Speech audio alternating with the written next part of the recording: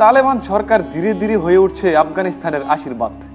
২০ বছরের রক্তক্ষয়ী যুদ্ধ, নেটো বাহিনীর নিষ্ঠুর আগ্রাসন এবং যুক্তরাষ্ট্রের সমর্থিত দুর্নীতিগ্রস্ত সরকারের পতনের পর ২০২১ সালে আফগানিস্তানের নিয়ন্ত্রণ নেয় তালেবান সরকার। ঠিক তারপর থেকেই বদলে যেতে থাকে আফগানিস্তান। শুরু হয় নতুন এক অধ্যায়ের। বোমা বর্ষণের শব্দের বদলে শোনা যায় উন্নয়ন, স্বয়ংসম্পূর্ণতা, দুর্নীতিমুক্ত প্রশাসন এবং ন্যায় বিচারের জয়ধ্বনি। আন্তর্জাতিক কূটনীতিকরা মনে করেছিলেন পশ্চিমা নিষেধাজ্ঞা এবং আন্তর্জাতিক স্বীকৃতি না পাওয়ায় তালেবান সরকার হয়তো খুব দ্রুতই মুখ থুবড়ে পড়বে। কিন্তু বাস্তবে ঘটেছে উল্টো ঘটনা।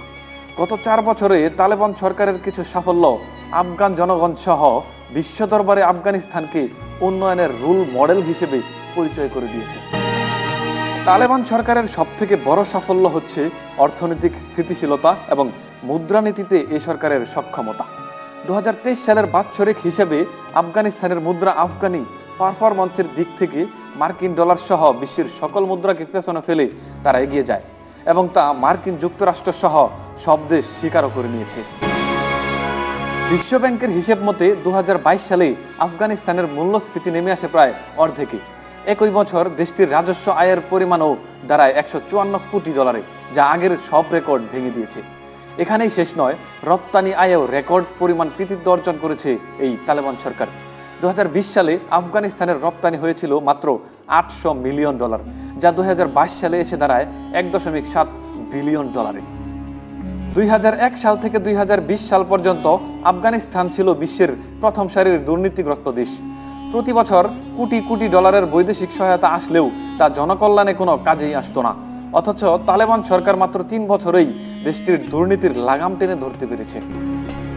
এক সময় মাদক দ্রব্য আফিম চাষ ছিল আফগানিস্তানের অর্থনীতির চাকা।